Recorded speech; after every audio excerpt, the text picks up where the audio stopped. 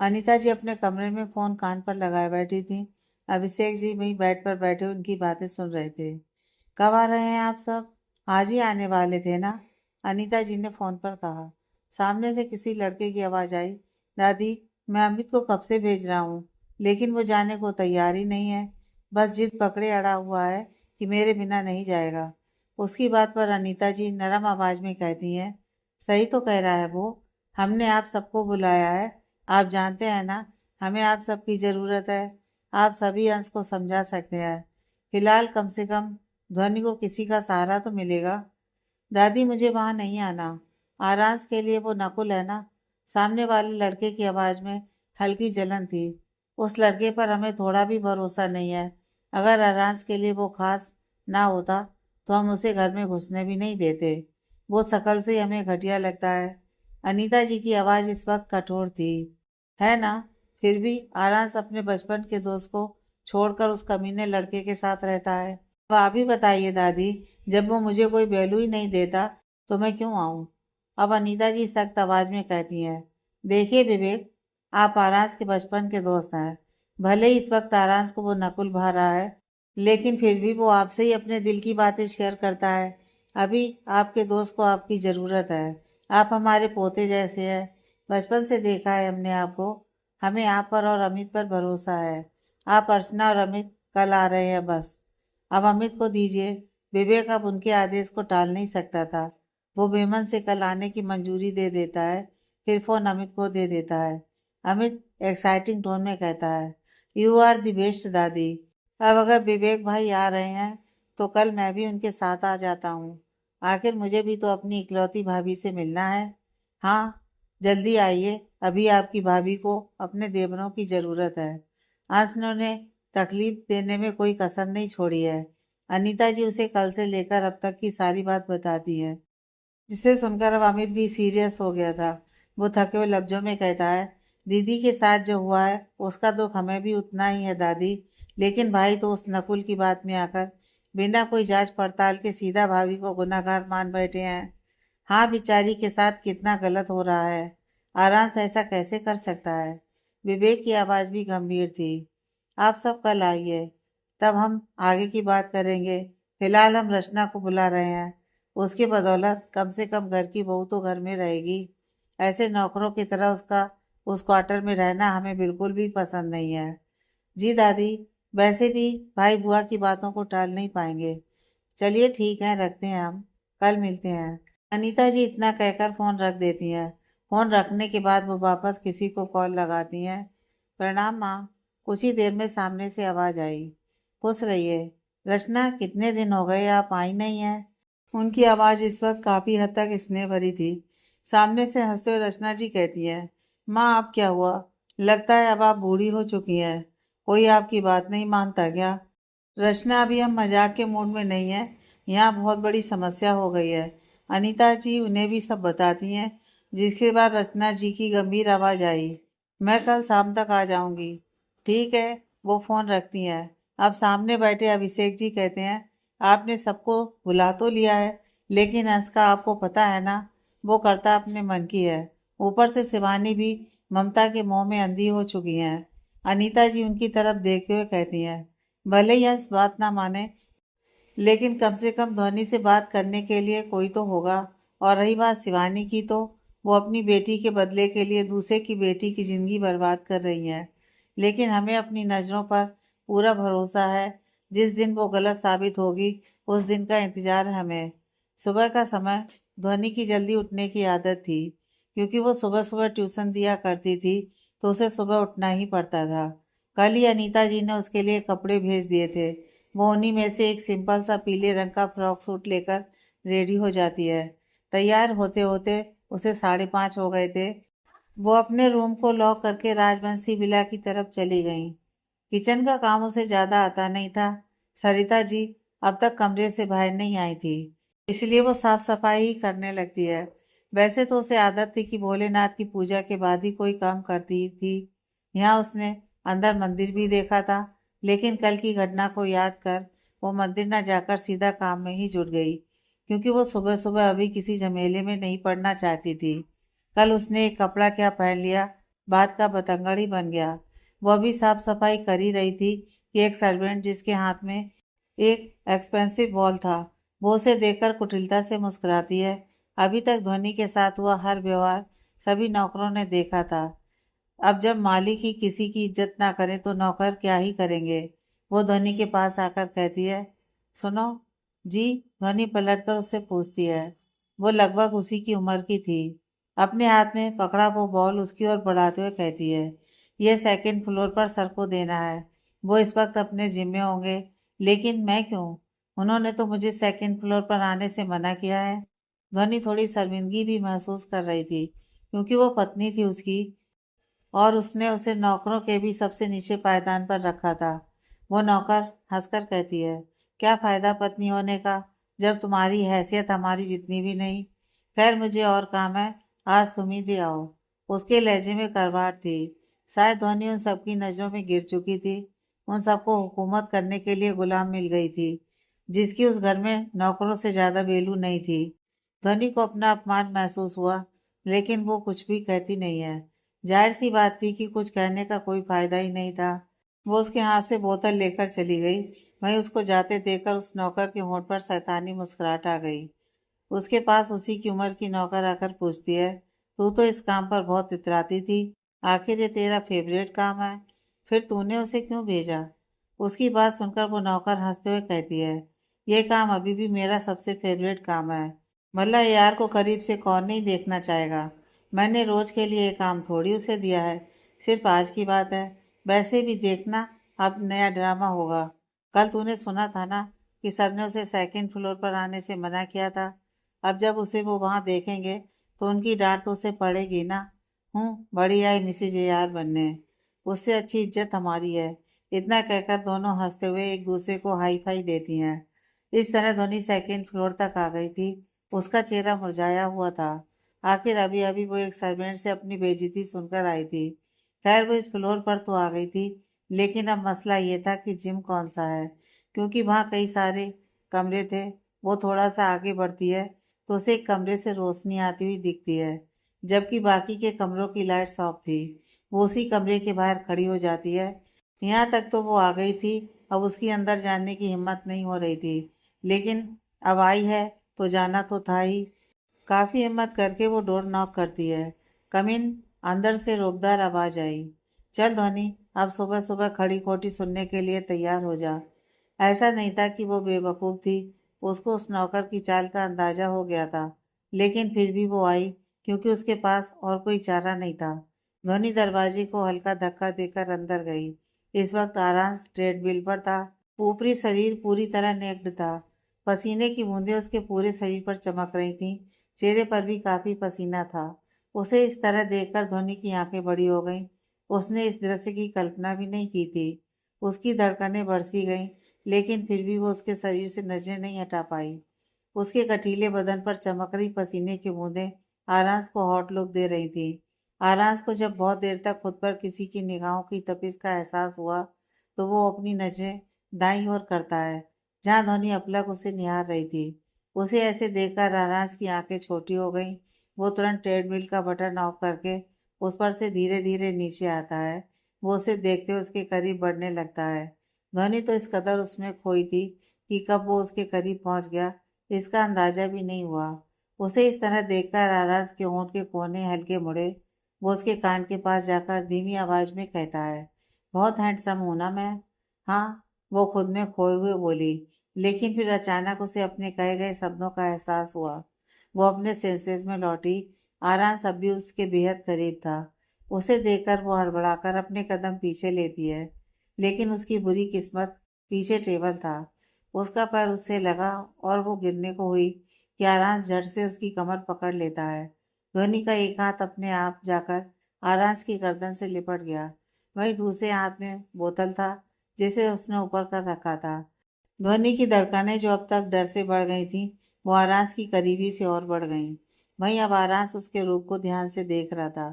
पीले रंग के फ्रॉक सूट, गले में सफेद रंग का दुपट्टा जो गले से सटाकर लिया गया था। वहीं AR लिखा हुआ काले मोतियों वाला छोटा सा पेंडेंट टाइप मंगलसूत्र। चेहरे पर कोई मेकअप नहीं, मांग में भरा लाल सिंदूर।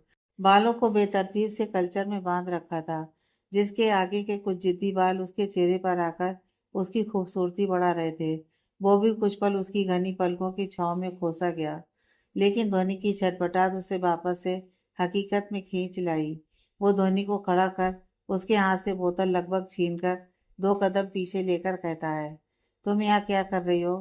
ध्वनि की धड़कनें अब तक तेज थी, जिसे कंट्रोल करते हुए कहती है, वो जो आपको रोज ये बोतल की तरफ इशारा करके देने आती है, उसने मुझे आपको देने को कहा।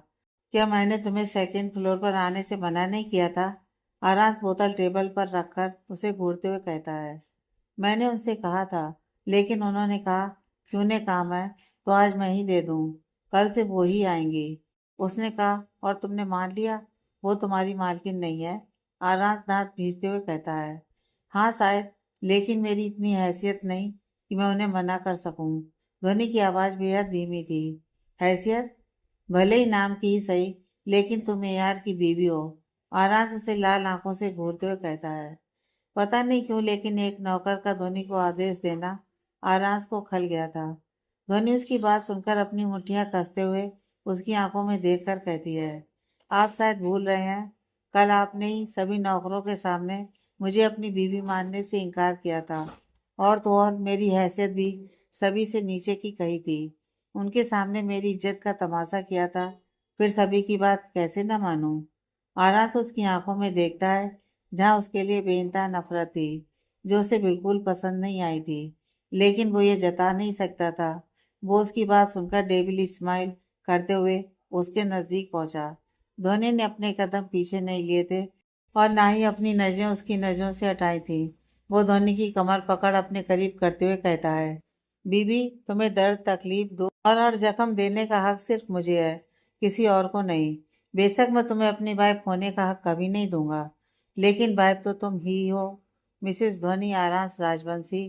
किसी और की इतनी औकात नहीं कि तुम्हें हुक्म दे सके। यह हक सिर्फ मेरा है। मेरा हक कोई छीने ये मुझे बिल्कुल पसंद नहीं। तुम सिर्फ मेरा कहा मानोगी, किसी दो कौड़ी की नौकरानी का नहीं। ध्वनि के दोनों हाथ उसके खुले सीने पर थे। वो उसकी आंखों में देखते हुए कहती है, मैं आपकी गुलाम नहीं, जो सिर्फ आपकी ही बातें मानूं। गुलाम? वो हंसकर कहता है, फिर उसे छोड़कर टेबल पर पड़ा तौलिया उसकी तरफ बढ़ाकर कहता है, मेरा बदन साफ करो। क्या? वो चौंक गई। उसका ऐसा रिएक्शन देखकर आरांस के होंठ तिरछे हुए। क्या हुआ? जल्दी करो, मेरे पास फालतू का टाइम नहीं है तुम पर वेस्ट करने के लिए। मेरी बॉडी पर एक भी पसीने की बूंद नहीं दिखनी चाहिए। मैं करूं? आपको सीधे नहा लेना चाहिए। मुझे नीचे बहुत काम है, मैं जा रही हूँ। उसकी बात सुनकर धोनी की जुबान लड़खड़ा सी गई। वो अपनी बात कहकर पलटकर जाने को होती है कि आरांस की रौबदार आवाज उसके कानों में पड़ी। स्टॉप! उसके कदम खुद ब खुद रुक गए। आरांस उसके सामने आकर गहरी आवाज में कहता है, बीबी, लगता है तुम शादी के वक्त मेरी कही गई बात को भूल चुकी हो। मुझे एक बात दोबारा दोहराना पसंद नहीं है। ध्वनि को उसकी कही गई बात याद आई। लिसन, मुझे एक बात दोहराने की आदत नहीं है, इसलिए तुम्हारे लिए बेहतर होगा कि एक बार में बात सुनने की आदत डाल लो। नहीं मानूंगी। और मैं क्यों आदत डालूं? क्योंकि अब तुम बीबी हो मेरी। उसकी बात याद आते ही ध्वनि गहरी सांस लेती है, फिर उसके हाथ से तौलिया लेकर उसके बदन को पोंछने लगती है। उसके हाथ आरांस की गर्दन से सीने और सीने से पेट तक बार बार आ जा रहे थे।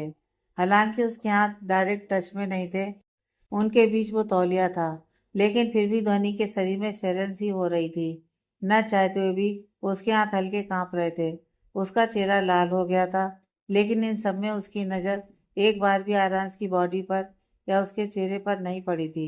वो अपनी पलकें झुकाए लगातार अपने हाथ चला रही थी, लेकिन आरांस की नजरें बराबर उसके लाल चेहरे और झुकी हुई पलकों पर जमी हुई थी।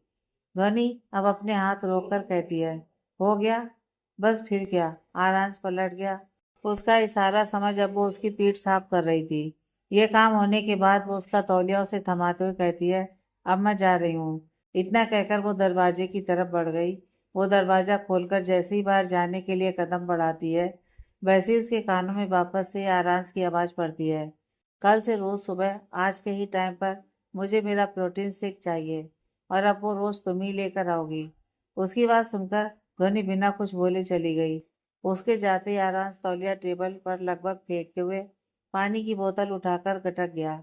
वो भले ही जता नहीं रहा था, लेकिन धोनी के इस तरह छूने का असर उस पर भी हो रहा था। जिस तरह धोनी के इतने करीब आरांस से पहले कोई लड़का नहीं आया था, ठीक उसी तरह आरांस के इतने करीब भी कोई लड़की नहीं आई थी।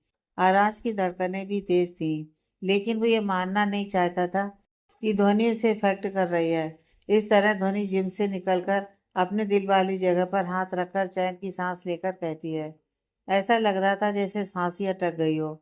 ये इंसान पागल है क्या? कभी कहता है नहीं आना, कभी कहता है रोज आना। वो नीचे की तरफ जाते हुए खुद में बुदबुदाती है, एक मिनट, वो क्या ऐसे ही उस सर्वेंट के सामने रहता है? वो अपनी बॉडी का प्रदर्शन हर सुबह उसके सामने करता है। धोनी खुद सोचकर खुद ही हैरान थी। खैर वो नीचे पहुंच गई थी और अब तक सरला जी भी बाहर आ गई थी। वो उसे ऊपर से आता देखकर तुरंत उसके पास जाकर पूछती हैं, धोनी, आपको हंस बाबा ने कुछ कहा तो नहीं? उनकी आवाज़ सुनकर खुद में खोई धोनी उनकी तरफ देखती है, लेकिन फिर उनकी बात सुनकर उसको अभी अभी जिम में गुजारे पल याद आते हैं, जिससे उसके चेहरे पर हया की लाली बिखर गई। लेकिन वो उनके सामने हल्की मुस्कुराहट लिए कहती है, नहीं काकी, उन्होंने ऐसा कुछ नहीं कहा, लेकिन अब उन्होंने कहा है कि रोज मैं ही उन्हें उनका प्रोटीन शेक देने जाऊं। चलिए ठीक है, कम से कम फिलहाल उनका मुंह ठीक है। काकी, आप मुझे काम बता दीजिए। ध्वनि अब सीरियस होकर कहती है, क्योंकि वो आज किसी भी ड्रामे के मूड में बिल्कुल नहीं थी। फिलहाल तो किचन में चाय तैयार हो रही है। आप मालिक मालकिन के कमरे में देकर आइए। हम बाकी सबको देकर आते हैं। सरला जी नहीं चाहती थी कि वो कोई और काम करे, इसलिए फिलहाल इसी काम को सौंप दिया। धोनी किचन में गई। वहाँ कई सारे सर्वेंट थे। किचन भी काफी बड़ा था। वो सोए वाली दोनों सर्वेंट भी वहीं अपना काम कर रही थी, लेकिन धोनी को देखकर उनके साथ साथ सबकी नजर उस पर गई। इस तरह सबके देखने से वो थोड़ी हचकचासी गई। वो उन सबको देखते हुए शांत लहजे में कहती है, वो काकी ने मुझे दादाजी और दादी जी के कमरे में चाय पहुंचाने को कहा है। उसकी बात सुनकर वहीं मौजूद एक सर्वेंट अपने हाथ में पकड़ा ट्रे उसकी ओर बढ़ाकर कहता है, ये लीजिए मैम, उनकी चाय। वो एक कम उम्र का लड़का था, जिसने उससे पूरी इज्जत से बात की थी। उसकी बातों के साथ साथ बॉडी लैंग्वेज में भी इज्जत थी। ध्वनि मुस्कुराकर उसके हाथ से ट्रे ले लेती है। उसने जाने के लिए अपने कदम बढ़ाए ही थे कि उसी सुबह वाली सर्वेंट की आवाज़ सुनाई दी, जो उस लड़के से कह रही थी, क्या तुम भी इस जैसी लड़की को इतनी इज्जत देकर सर पर चढ़ा लेते हो? उसका साथ देते हुए उसकी बगल वाली लड़की ध्वनि को अजीब नजरों से देखते हुए कहती है, अरे ये इन लड़कियों की टेक्निक होती है, जिससे वो इन जैसे भोले भाले लड़के को फंसा सके। उनकी बात सुनकर ध्वनि का खून खौल गया।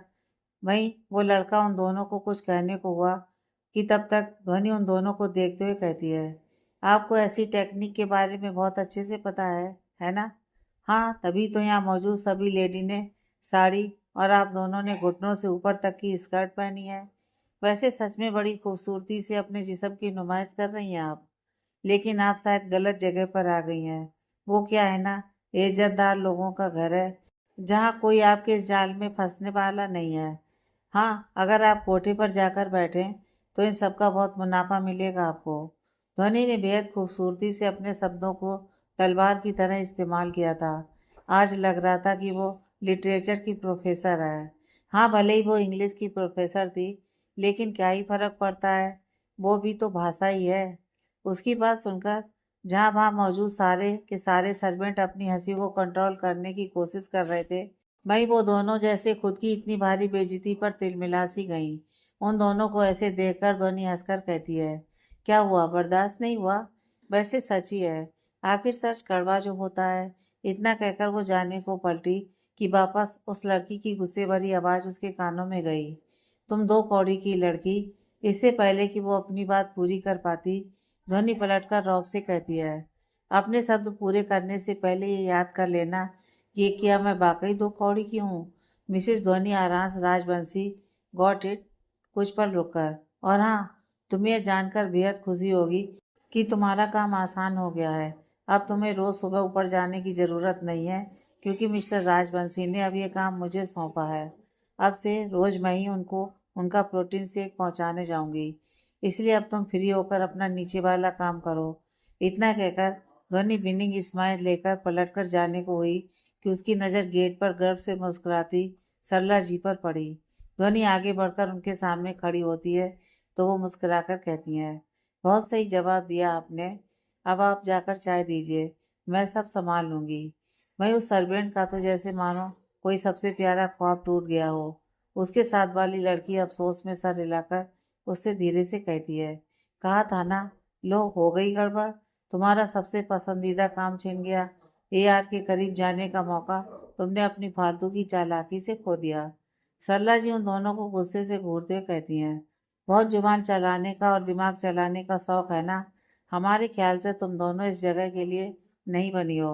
अभी के अभी जाकर अपना बोरिया बिस्तर बांधो और निकलो। अब तुम्हें यहाँ आने की कोई ज़रूरत नहीं है। यह सुनकर उन दोनों को दोबारा से झटका लगा। आखिर इतनी अच्छी सैलरी में उसे आसान नौकरी कहाँ मिलेगी, और सबसे ज़रूरी वो यार के करीब कैसे जाएगी। यही सोचकर दोनों सरला जी से विनती करते हुए कहती हैं, मैम माफ़ कर दीजिए, गलती हो गई। अब आगे से कोई गलती नहीं होगी। हमें काम से मत निकालिए प्लीज़। सरला जी उन दोनों को घूरते हुए कहती हैं, ये मेरा नहीं, अंश बाबा का डिसीजन है। क्या? वो दोनों पूरी तरह से पछता रही थी, क्योंकि अगर ये एआर का डिसीजन था तो इसे बदला नहीं जा सकता था। वो हार कर अपने कदम बाहर की ओर बढ़ाती हैं। रुको। सरला जी उन दोनों को टोक कर कहती हैं। उनकी आवाज़ सुनकर वो तुरंत उम्मीद भरी नज़रों से उन्हें देखती है। शायद उन्होंने उसे काम से निकालने का मन बदल लिया हो, लेकिन सरला जी का ऐसा कोई इरादा नहीं था।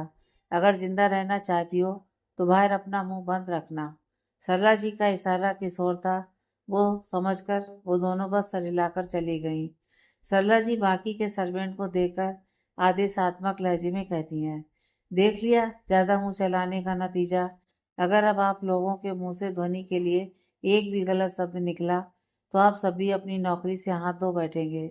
सरला जी बाहर चली गईं। उन्हें अभी थोड़ी देर पहले की बात याद आई।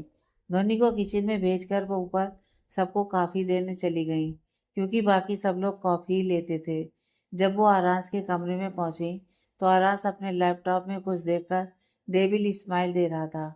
वो कॉफ़ी सामने रखकर जाने को होती हैं कि आरांस उन्हें टोकते हुए कहता है, काकी आपको भी शायद ये देखना चाहिए। उसकी बात सुनकर सरला जी थोड़ी कंफ्यूज हो गई। आखिर वो ऐसा भी क्या देख रहा है।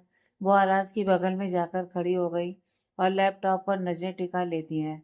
अभी तक आराज हेडफोन के थ्रू सुन रहा था, लेकिन काकी के लिए वो उसे फ्री कर देता है।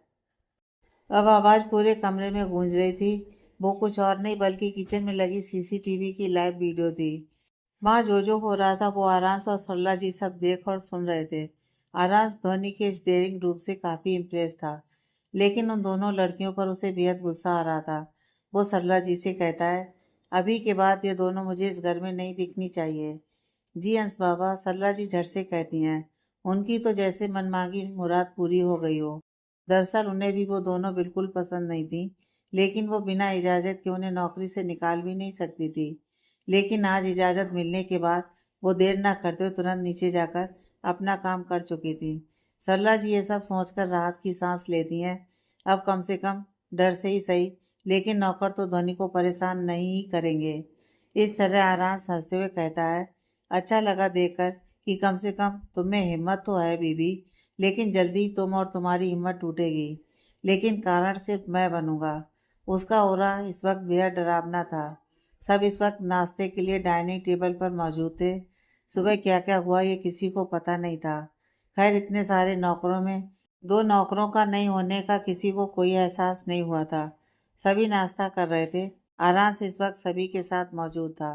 दादी के कहने पर ध्वनि भी उसके बगल में बैठी नाश्ता कर रही थी, जब उसके कानों में हॉल के गेट से आवाज़ आई। ध्वनि की आवाज़ सुनते ही उसकी आंखें बड़ी हो गईं। माँ, वो वहाँ रखे टिश्यू से अपने हाथ पोंछकर तुरंत उठ गए। उसकी आवाज़ धीमी थी, मगर सबके कानों तक गई थी, क्योंकि पहले ही वहाँ शांति फैली हुई थी। कामनी जी मन ही मन कहती हैं, लो अब ढंग से नाश्ते पर भी आफत है। फिर से नया ड्रामा। ध्वनि तुरंत हॉल की तरफ तेज कदमों से बढ़ गई। उसके पीछे ही बाकी सब भी उठकर आ गए। हॉल के गेट पर आद्या जी, धर्मेंद्र जी और धीर खड़े थे। उन सबको देखकर ध्वनि तुरंत भागते हुए उनकी तरफ गई और आद्या जी के गले लग गई। माँ कैसी हैं आप? ध्वनि की आवाज़ रुंध सी गई थी। आद्या जी की आंखें छलक गईं। वो ध्वनि पर अपनी पकड़ कसते हुए कहती हैं, मेरी बच्ची, क्यों आ गई तू हमें छोड़कर?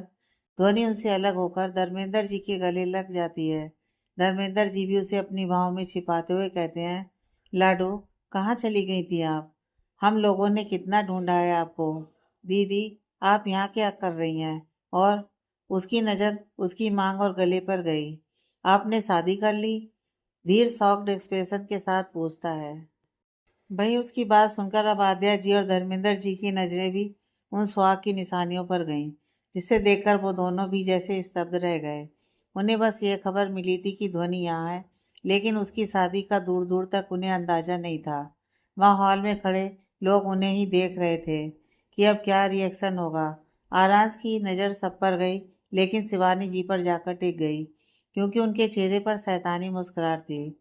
उसे यह समझते देर नहीं लगी कि यह सब उनका ही किया धरा है। ध्वनि, तुमने शादी कर ली? आद्या जी अब अविश्वास भरी नजरों से उसे देखती हैं। ध्वनि को उनकी ऐसी नजरें बर्दाश्त नहीं हो रही थी। वो सब कुछ बर्दाश्त कर सकती थी, लेकिन अपने ही परिवार की बेरुखी नहीं सह सकती थी। वो झट से आद्या जी का हाथ अपने हाथ में थाम कर कहती है, माँ, मेरी बात सुनो, ये शादी। वो उससे आगे कुछ कहती इससे पहले आरांस की रौबदार आवाज उसके कानों में पड़ी। बीबी, अब उनके सामने बहाना बनाकर कोई फायदा नहीं है। वो तुम्हारा परिवार है, उनसे अब और झूठ नहीं बोलना चाहिए तुम्हें। उन्हें सच बताओ कि तुम मुझसे प्यार करती थी, इसलिए शादी करके मेरे साथ आ गई। उसकी बात सुनकर आद्या जी सहित सभी लोगों की नजरें आरांस की तरफ उठी। धीर गुस्से में कहता है, कभी नहीं, ऐसा नामुमकिन है। दीदी को अगर कोई पसंद भी होता तो वो हम सबको ज़रूर बताती। वो अच्छे से जानती हैं कि उनकी पसंद के खिलाफ कोई नहीं जाता।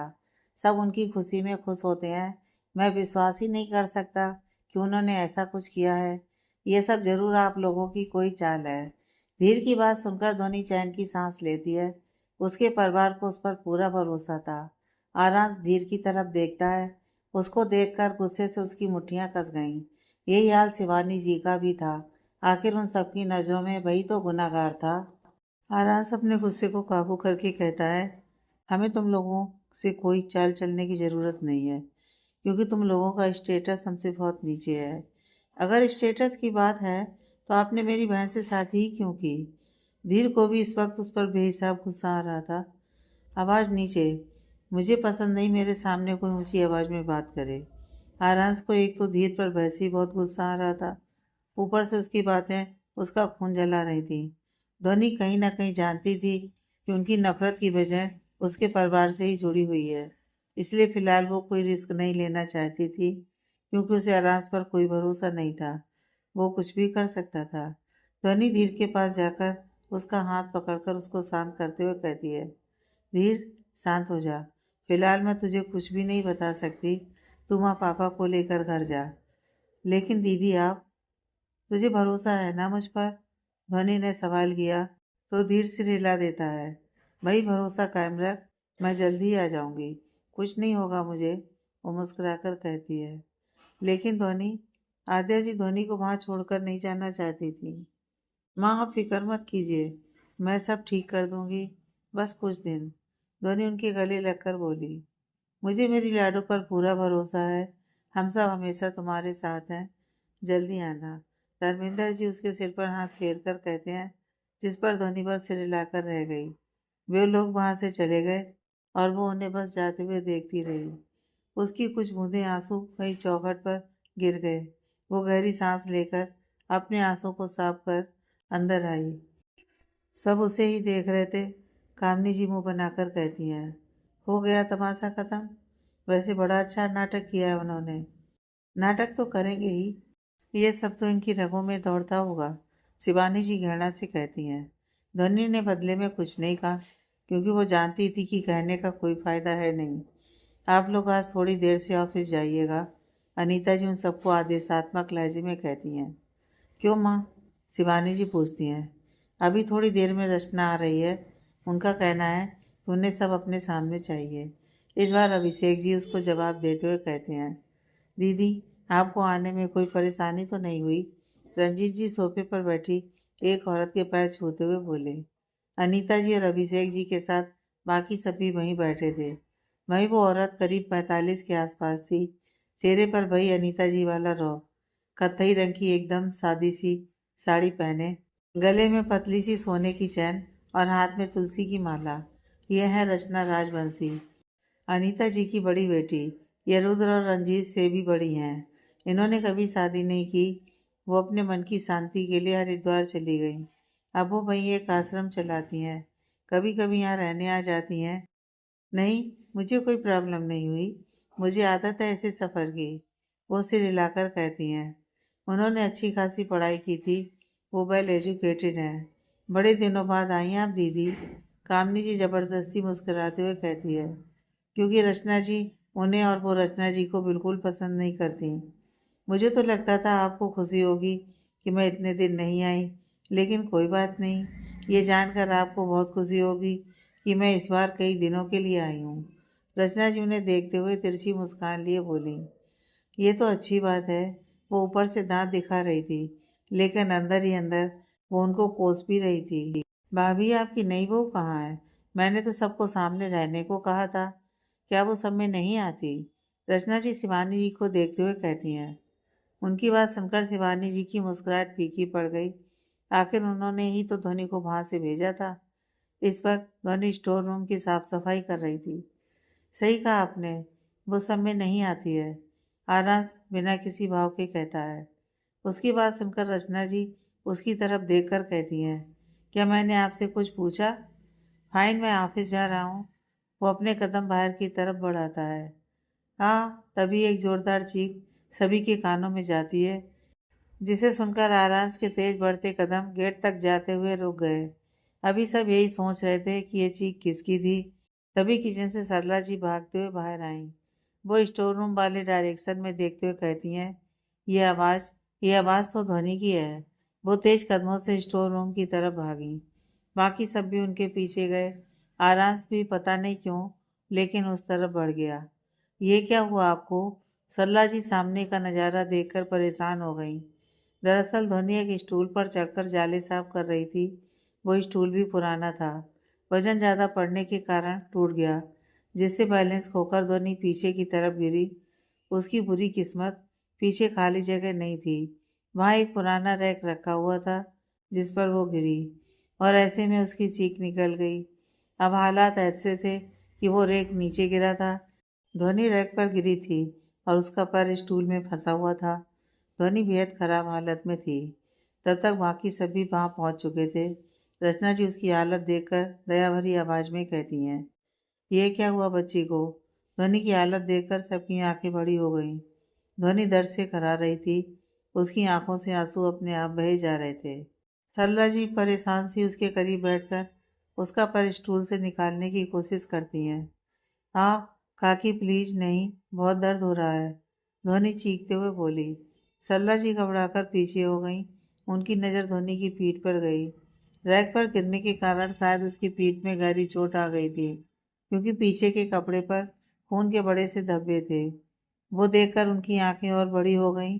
वो अनीता जी की तरफ देखकर कहती है, मालकिन कुछ कीजिए, इनको बहुत चोटें आई हैं। पीछे का कपड़ा तो खून से रंग चुका है। अब सबकी नजरें वहां गईं। पीला सूट होने के कारण उसकी पीठ पर लाल खून साफ दिख रहा था।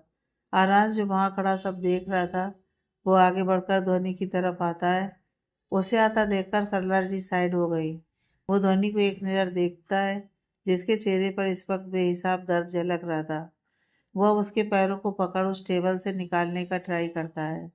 नो प्लीज, दर्द हो रहा है, छोड़ दीजिए, ध्वनि विनती करते हुए कहती है। ये सची था, इस वक्त उसे अपने शरीर में हर जगह बेहिसाब दर्द महसूस हो रहा था, जिसे बर्दाश्त करने की वो कोशिश कर रही थी। शट अप, आरांस उसको गुस्से में घूरते हुए कहता है, जिस पर ध्वनि कुछ नहीं कहती, सिर्फ अपना चेहरा दूसरी तरफ कर लेती है। आह, आरांस ने उसका पैर स्टूल से एक झटके में निकाला, जिससे ना चाहते हुए भी उसकी चीख निकल गई। उसके पैर पर कई खरोंचें आई थीं, जहाँ से खून रिस रहा था।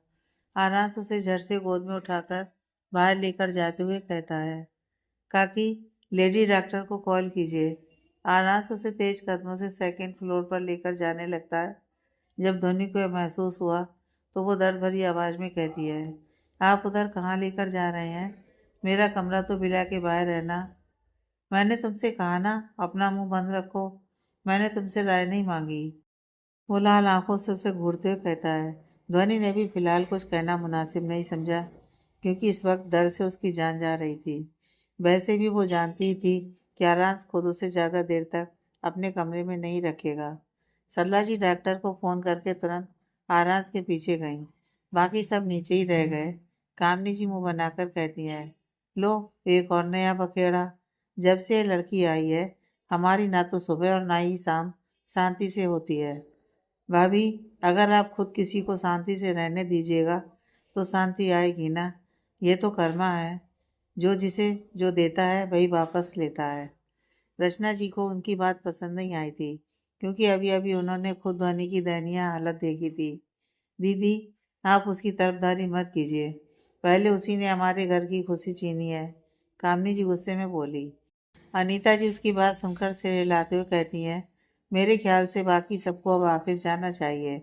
अभिषेक जी सर हिलाकर कहते हैं, जब डॉक्टर चेकअप कर ले तो एक बार हमें बता दीजिएगा, कोई दिक्कत वाली बात ना हो।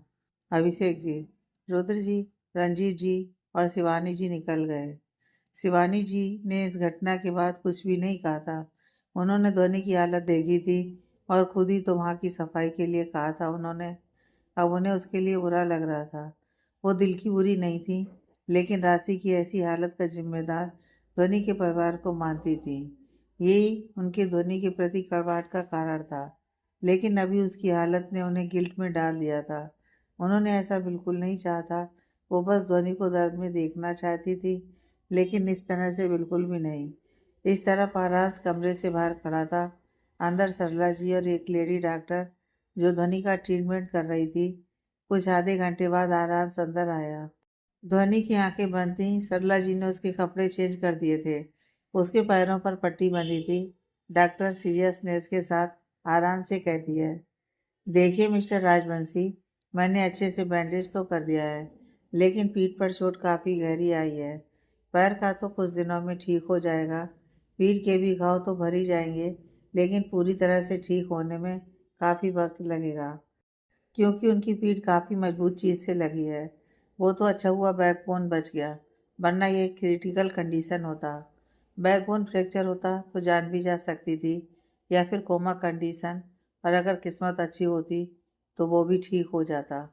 खैर, बैकबोन पर नहीं लगा, इसलिए डरने वाली कोई बात नहीं है। मैंने दवाइयाँ लिख दी हैं, कुछ प्रॉब्लम हो तो मुझे इन्फॉर्म कर दीजिएगा। इतना कहकर वो जाने को ही तो आराज ध्वनि को एक नज़र देखकर उनसे पूछता है, इसकी आंखें बंद क्यों हैं? उसके सवाल पर डॉक्टर रुककर एक नज़र उसे और ध्वनि को देखकर कहती है, इन्हें इस वक्त दर्द बहुत ज़्यादा हो रहा था, इसलिए दर्द का इंजेक्शन दिया है। उसी के असर के कारण वो सोई हुई है, कुछ घंटे में उठ जाएंगी। आराज अब कुछ नहीं कहता है तो डॉक्टर वहाँ से चली गई। सरला जी भी दवाइयों की पर्ची पकड़े हुए उसे मंगवाने चली गई। आराम से एकटक ध्वनि को देख रहा था। सोते वक्त भी उसके चेहरे पर दर्द झलक रहा था। क्या देख रहे हो अंश? आरांश ने दरवाजे पर देखा, जहाँ रचना जी हाथ बांधे खड़ी थी। वो अंदर आकर ध्वनि के चेहरे को देखते हुए कहती हैं, तुम तो अफसोस कर रहे होगे ना। काश बैकबोन पर चोट लगता तो इसकी हालत भी राशि की तरह होती, या फिर यही नहीं होती, है ना। दरअसल रचना जी ने बाहर खड़े होकर डॉक्टर की सारी बातें सुन ली थी। उनकी बात सुनकर आरांश कोई रिएक्ट नहीं करता। वो कोल्ड एक्सप्रेशन लिए कहता है, अगर दोनों में से कोई भी कंडीशन होता तो शायद वो उस दर्द से बच जाती जो उसे अब रोज मिलेगा। वो इतना कहकर बाहर की तरफ चला गया। वहीं रचना जी ध्वनि को देखकर अफसोस में कहती हैं, तुम्हें शायद बहुत कुछ झेलना है अभी। वो भी वहाँ से चली गई। नीचे अनीता जी अकेली बैठी हुई थी। सरला जी ने उन्हें सब बता दिया था। कामनी जी तो उसी वक्त बाहर चली गई थी। रचना उनके पास बैठी। वो गहरी सांस लेकर कहती है, माँ परेशान मत हो, थोड़ा मुश्किल है, लेकिन नामुमकिन नहीं। थोड़ी देर बाद ध्वनि की आंख खुली। उसने खुद को आराम के कमरे में पाया। जैसे ही उसने उठने की कोशिश की, वैसे ही अपनी पीठ में दर्द का एहसास हुआ, जिससे उसे आज सुबह वाला इंसिडेंट याद आया। अभी उसका दर्द पहले से कम था, लेकिन दर्द तो था ही। वो जैसे तैसे करके उठकर बैठी। आ, ये सब भी अभी ही होना था। इतना अच्छा खासा सब चल रहा था, मैं जब से मिस्टर राजवंशी से मिली हूँ तब से कुछ ना कुछ होता ही रहता है। आज तो हद ही हो गई। मेरा टाइम ही खराब चल रहा है। इतना दर्द हो रहा है। अब कैसा महसूस कर रही हैं आप? ध्वनि का ध्यान दरवाजे पर गया, जहाँ रचना जी और उनके पीछे सरला जी हाथ में ट्रे लेकर खड़ी थी। ध्वनि रचना जी को नहीं जानती थी। सुबह भी उसने देखा नहीं था। आप? वो कंफ्यूज एक्सप्रेशन लिए उन्हें देखती है। रचना जी अंदर आते हुए कहती हैं, मैं अंश की बुआ। ध्वनि को अब अनीता जी की सुबह वाली बात याद आई। शायद आपके यहाँ बड़ों के पैर नहीं छुए जाते। वो ध्वनि को कुछ सोचते हुए देखकर रूड रोड में कहती हैं।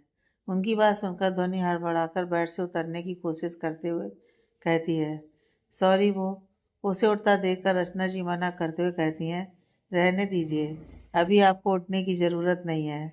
हम बस आपसे मिलने आए हैं। जी। उसे समझ ही नहीं आया आगे क्या बोले।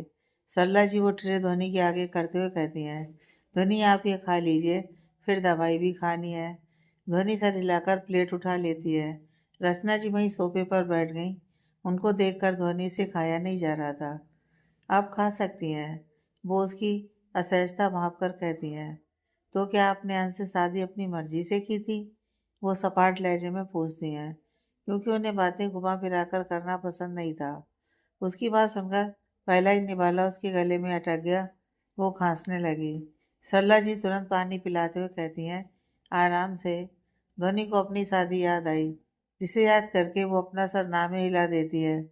उसके पास झूठ बोलने का कोई कारण ही नहीं था। क्या आप यह शादी निभाना चाहती हैं?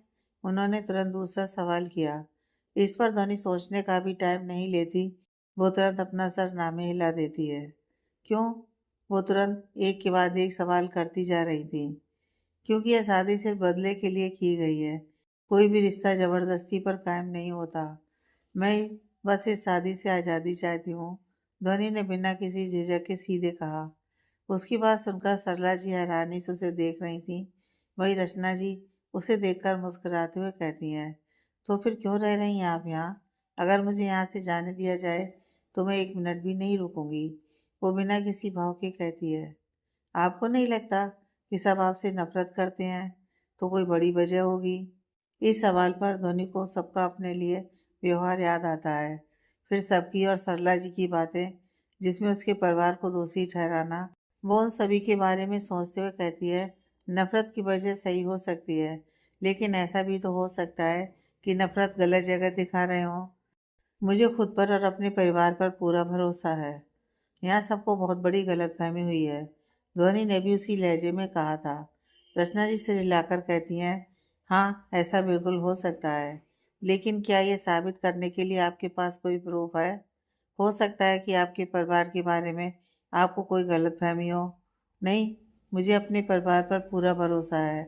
वो लोग कभी किसी का बुरा सोचते तक नहीं है, करना तो दूर है। और अगर मेरे पास कोई प्रूफ होता तो मैं कब का यहाँ से जा चुकी होती। अरे, मुझे तो यही नहीं पता कि आखिर सबकी नफरत की वजह क्या है। और क्या आप सबके पास कोई प्रूफ है जो मुझे या मेरे परिवार को गुनहगार साबित कर सके? ध्वनि उनके सवालों के जवाब देने के साथ खुद के सवाल भी कर बैठती है। रचना जी सिर हिलाकर कहती हैं, हमें ज़्यादा कुछ नहीं पता। बस हम इतना जानते हैं कि अर्ज की इजाज़त के बिना आपको कोई कुछ नहीं बताएगा। वो इतना कहकर कमरे से बाहर चली गईं। एक बड़ी सी 20 मंजिल की इमारत। बाहर से देखने पर वो शीश महल की तरह था, जहाँ ऊपर बड़े बड़े अक्षरों में AR इंडस्ट्री लिखा हुआ था। दूर से ही वो नाम सबको अपनी तरफ खींचता था। वहाँ हर जगह काली यूनिफॉर्म पहने गार्ड्स उस जगह की रखवाली कर रहे थे, जिनके कपड़े पर AR का सिंबल था। उसी 20 मंजिल की 18वीं मंजिल पर था AR, यानी आरांस राजवंशी का कैबिन। उस मंजिल पर उसके केबिन के अलावा और कुछ नहीं था। वो बड़ा सा शानदार कैबिन, जिसके बाहर भी 2 गार्ड्स खड़े थे। अंदर आरांस ब्लैक शर्ट में कुर्सी से सिर टिकाकर आंखें बंद करके बैठा था। उसके सामने उसका लैपटॉप और फाइल खुला पड़ा था, लेकिन आज उसका ध्यान काम पर नहीं था। उसे ना जाने क्यों बार बार आज सुबह वाला इंसिडेंट याद आ रहा था। ध्वनि की पीठ पर चोट, उसका दर्द से सना चेहरा, उसकी दर्द भरी चीखें जो स्टोर रूम से निकल रही थीं, डॉक्टर की कही गई बातें उसका ध्यान भटका रही थीं। उसे समझ में नहीं आ रहा था कि आखिर उसके साथ हो क्या रहा है। आखिरकार फ्रस्ट्रेशन में वो आंखें खोलकर अपनी चेयर पर एक जोरदार पंच मारता है। डैम इट, हो क्या रहा है मुझे? उसकी आंखें इस वक्त हल्की लाल थीं। अब वो गुस्से की वजह से लाल थीं या कुछ और, क्या पता। इस तरफ राजवंशी इंडस्ट्री, ये इमारत भी बिल्कुल उसी इमारत की तरह थी। यहाँ का बाहर और इनर दोनों स्ट्रक्चर एआर इंडस्ट्री की तरह ही सेम था। ये राजवंशी इंडस्ट्री भी उसी में मर्ज था, लेकिन फिलहाल इसे राजवंशी फैमिली के बाकी मेंबर चला रहे थे। ये भी 20 मंजिल की ही थी। इसकी 15वीं मंजिल पर शिवानी जी का केबिन था। वो वहाँ की मैनेजर की पोस्ट पर थी, इसलिए उनका काफ़ी बिजी शेड्यूल था। लेकिन आज उनका भी काम में मन नहीं लग रहा था। उन्हें तो धोनी की कंडीशन भी नहीं पता थी। उनका मन बेचैन हुआ जा रहा था। अनीता जी ने उनको कॉल नहीं किया था, क्योंकि उनके हिसाब से शिवानी जी को धोनी से कोई मतलब ही नहीं था। मैंने ऐसा तो बिल्कुल नहीं चाहता। ऐसा हो जाएगा, इसका मुझे ज़रा भी अंदाज़ा नहीं था। अगर मुझे पता होता तो मैं क्यों उसे वहाँ साफ सफाई करने भेजती। मैं इतनी बुरी तो नहीं थी, लेकिन मेरी बच्ची के गम में शायद कुछ ज़्यादा ही बुरी बन गई हूँ। जो किया है उसके भाई ने किया है। भाई को दर्द देने के लिए उसकी सबसे प्यारी बहन को तो हम तकलीफ दे रहे हैं, लेकिन इसका मतलब ये नहीं कि हम में से किसी के भी कारण उसे कुछ हो जाए। पता नहीं उसकी कैसी हालत होगी। शिवानी जी की आंखें नम थीं। अभी शाम के 6 बज रहे थे। ध्वनि हाल में बैठी हुई थी।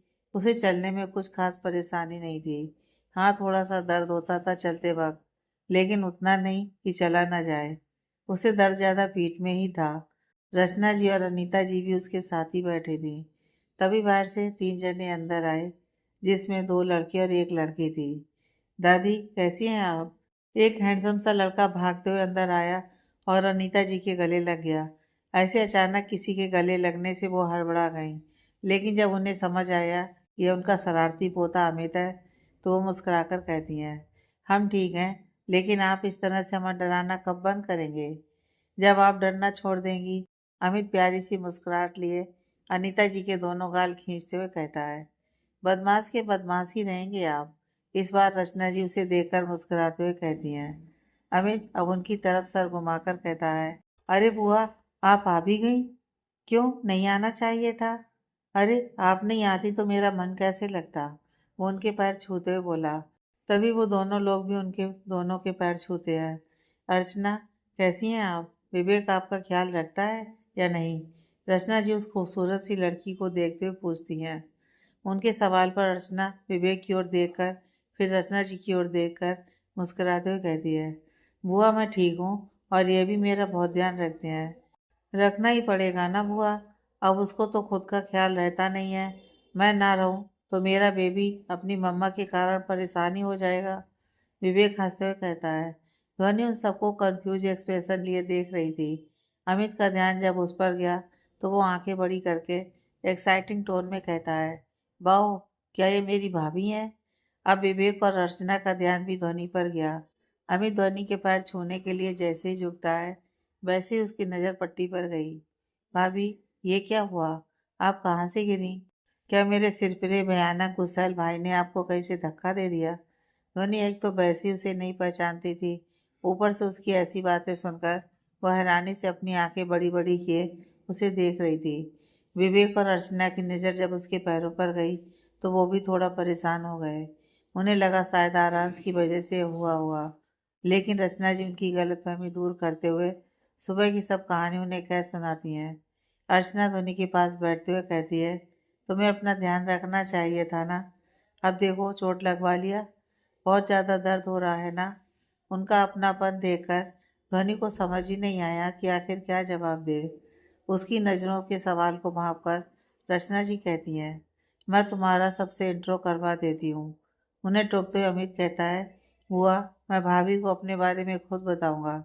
वो ध्वनि के सामने घुटनों पर बैठते हुए कहता है, हाय भाभी, मैं हूँ आपका वन एंड ओनली हैंडसम देवर अमित राजवंशी। हाँ हाँ, आपके पति से थोड़ा कम हैंडसम, लेकिन फिर भी मैं बहुत हैंडसम हूँ। वो खुद ही सब बोल देता है। उसके अंदाज और चुलबुलेपन को देखकर ध्वनि चाह कर भी खुद को मुस्कुराने से रोक नहीं पाई।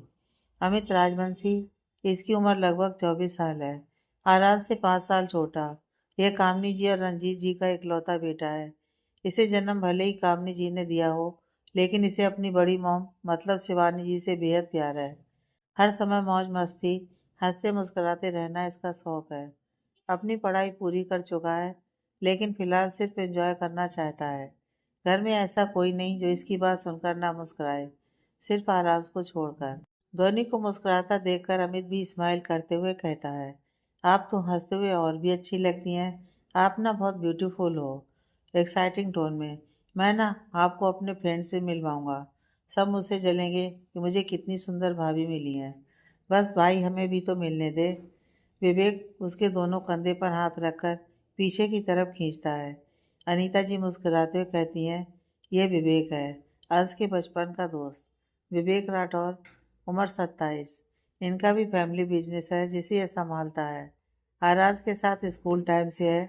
इसकी फैमिली से घर जैसा रिश्ता है, क्योंकि इसके दादाजी और अभिषेक जी आपस में दोस्त हैं।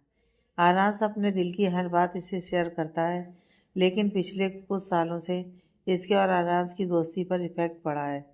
इसका रीजन कहानी के साथ जानेंगे। ध्वनि हाथ जोड़कर नमस्ते करती है तो विवेक मुस्कुरा दिया। रचना जी अब अर्चना जी की ओर देखकर कहती है, यह है विवेक की वाइफ अर्चना विवेक राठौर। अर्चना विवेक राठौर, इसकी उम्र 25 साल है। दोनों की लव मैरिज 2 साल पहले ही हुई है और अब वो माँ बनने वाली है। स्वभाव से ये भी दिल की बहुत अच्छी हैं। अर्चना ध्वनि को देखकर मुस्कुराते हुए कहती है, तो मुझे कुछ भी बुला सकती हो या फिर नाम से भी बुला सकती हो। नाम से? नहीं, आपको भाभी बुला लूंगी, चलेगा? ध्वनि फिलहाल उन सबके लिए कंफर्ट फील नहीं कर रही थी। चलेगा क्या दौड़ेगा, वो हंसकर कहती है। अब सब बैठे गप्पे लड़ा रहे थे। अमित तो ध्वनि को छोड़ ही नहीं रहा था। अब तक उसने उसके बारे में सब कुछ जान लिया था। एक के बाद एक सवाल करता ही जा रहा था। उसे देखकर लग ही नहीं रहा था कि वो उससे पहली बार मिला है। ध्वनि भी उसकी बातों पर मुस्कुरा रही थी। तभी कामनी जी बाहर से स्टाइलिश में पर्स हिलाते हुए अंदर आई। लेकिन जैसे ही उनकी नज़र सामने खिलखिलाते हुए अमित पर पड़ी, वो खुशी से चीखते हुए कहती हैं, अमित। उनकी आवाज़ सुनकर सबकी नज़र उन पर गई। अमित भागते हुए उनके पास गया। मम, कैसी हैं आप? मुझे मिस किया? वो गले लगते हुए पूछता है। कामनी जी उसको अपनी बाहों में कसते हुए प्यार से कहती हैं, हाय मेरा लाडला बच्चा, बहुत मिस किया मैंने तुम्हें। मैंने भी अपनी डार्लिंग ब्यूटीफुल मम को बहुत मिस किया।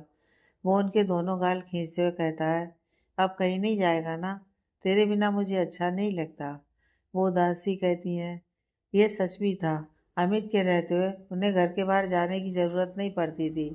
वो उसी के साथ घर में टाइम बिताती थी। लेकिन उसके न होने पर उन्हें घर में बोर ही होता था, क्योंकि अनीता जी या रचना जी उनसे ज़्यादा बात करना पसंद नहीं करते थे।